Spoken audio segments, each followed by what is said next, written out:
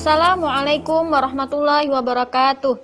Kami dari kelompok 15 yang beranggotakan Dery Purnamawiyanti, Rosiana Barwanti, dan Siti Mamloatun Nikmah akan mengulas mengenai kurikulum 2013. Terlebih dahulu, kita harus mengetahui tentang karakteristik kurikulum 2013, yaitu yang pertama, mengembangkan keseimbangan antara pengetahuan sikap spiritual dan sosial, rasa ingin tahu, kreativitas, kerjasama dengan kemampuan intelektual dan psikomotor. Kemudian yang kedua, sekolah merupakan bagian dari masyarakat yang memberikan pengalaman belajar terencana, di mana peserta didik menerapkan apa yang dipelajari di sekolah ke masyarakat dan memanfaatkan masyarakat sebagai sumber belajar. Kemudian yang ketiga, mengembangkan sikap, pengetahuan, dan keterampilan, serta menerapkannya dalam berbagai situasi di sekolah dan masyarakat. Kemudian yang keempat, memberi waktu yang cukup leluasa untuk mengembangkan berbagai sikap, pengetahuan, dan keterampilan. Yang kelima, kompetensi dinyatakan dalam bentuk kompetensi inti kelas yang dirinci lebih lanjut dalam kompetensi dasar mata pelajaran. Selanjutnya yang keenam, kompetensi inti kelas menjadi unsur pengorganisasi atau organizing element kompetensi dasar, di mana semua kompetensi dasar dan proses pembelajaran dikembangkan untuk mencapai kompetensi yang dinyatakan dalam kompetensi inti. Kemudian yang terakhir, kompetensi dasar dikembangkan berdasarkan pada prinsip akumulatif, saling memperkuat dan memperkaya antara mata pelajaran dan. Kemudian selanjutnya yaitu kunci sukses kurikulum 2013. Yang pertama terletak pada kepemimpinan kepala sekolah. Kepala sekolah harus mandiri, profesional, memiliki kemampuan manajemen, tangguh untuk meningkatkan mutu sekolah. Nilai-nilai yang perlu peningkatan pembinaan yakni pembinaan mental, yaitu sikap batin dan watak. Yang kedua, pembinaan moral, yaitu mengenai ajaran baik buruk, sikap dan kewajiban sesuai dengan tugasnya masing-masing. Yang ketiga, pembinaan fisik, meliputi kondisi jasmani, kesehatan, dan penampilan mereka secara lahiriah. Dan yang terakhir yaitu pembinaan artistik, merupakan kepekaan terhadap seni dan keindahan. Dan selanjutnya kreativitas guru. Guru sebagai fasilitator sedikitnya harus memiliki 7 sikap sebagai berikut. Yang pertama, tidak berlebihan mempertahankan pendapat. Yang kedua, mendengarkan aspirasi dan perasaan peserta didik. Yang ketiga, meningkatkan hubungan dengan peserta didik. Yang keempat, dapat menerima feedback.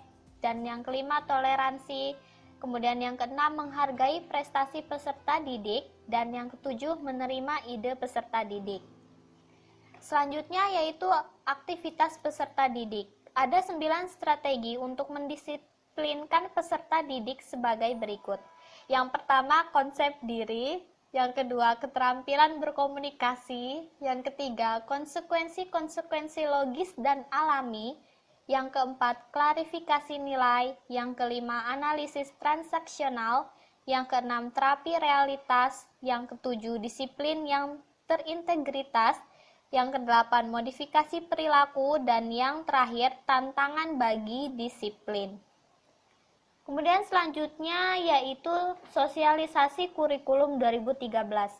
Sosialisasi dalam implementasi kurikulum sangat penting dilakukan agar semua pihak yang terlibat dalam implementasinya di lapangan paham dengan perubahan yang harus dilakukan sesuai dengan tugas pokok dan fungsinya masing-masing.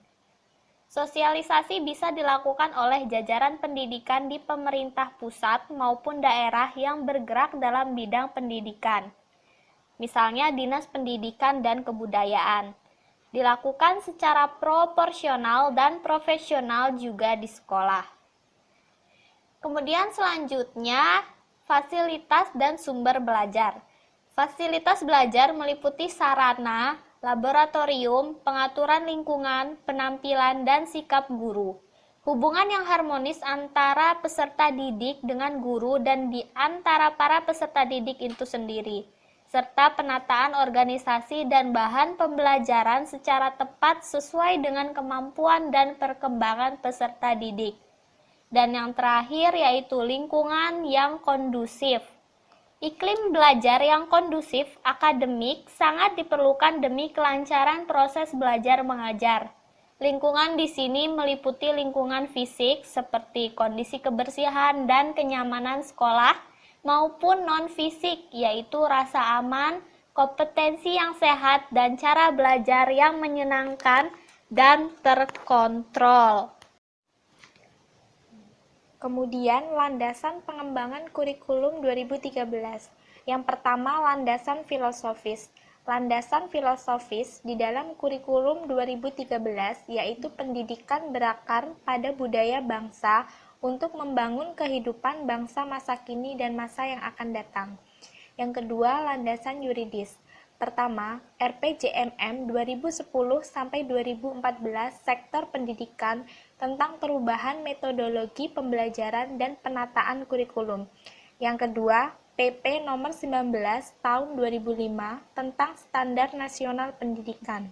Dan yang ketiga, Inpres nomor 1 tahun 2010 tentang percepatan pelaksanaan prioritas pembangunan nasional, penyempurnaan kurikulum, dan metode pembelajaran aktif berdasarkan nilai-nilai budaya bangsa untuk membentuk daya saing dan karakter bangsa. Dan yang ketiga, landasan konseptual. Yang pertama, relevansi pendidikan. Yang kedua, kurikulum berbasis kompetensi. Yang ketiga, pembelajaran kontekstual. Yang keempat, pembelajaran aktif. Dan yang kelima, penilaian yang valid. Kemudian, prinsip pembelajaran kurikulum 2013. Ada 6 macam prinsip pembelajaran dalam kurikulum 2013, yaitu yang pertama, berpusat pada peserta didik. Yang kedua, mengembangkan kreativitas peserta didik. Yang ketiga, menciptakan kondisi menyenangkan dan menantang. Yang keempat, bermuatan nilai, etika, estetika, logika, dan kinestika. Yang kelima, pembelajaran harus bergeser dari diberitahu menjadi aktif mencari tahu. Yang keenam, menyediakan pengalaman belajar yang beragam melalui penerapan berbagai strategi dan metode pembelajaran yang menyenangkan, kontekstual, efektif, dan efisien. Selanjutnya, perbedaan esensial antara kurikulum 2013 dengan KTSP. Jika KTSP, mata pelajaran tertentu mendukung kompetensi tertentu. Mata pelajaran dirancang berdiri sendiri dan memiliki kompetensi dasar sendiri. Bahasa Indonesia sejajar dengan mata pelajaran lain. Tiap mata pelajaran diajarkan dengan pendekatan berbeda. Tematik untuk kelas 1 sampai dengan kelas 3 belum integratif. Sedangkan kurikulum 2013, tiap mata pelajaran mendukung semua kompetensi, sikap, keterampilan, dan pengetahuan. Mata pelajaran dirancang terkait satu dengan yang lain dan memiliki kompetensi dasar yang diikat oleh kompetensi inti tiap kelas. Bahasa Indonesia sebagai penghela mata pelajaran lain seperti sikap dan keterampilan berbahasa. Semua mata pelajaran diajarkan dengan pendekatan yang sama, melalui mengamati, menanya, mencoba, dan menalar. Kemudian, tematik integratif untuk kelas 1 sampai dengan 5.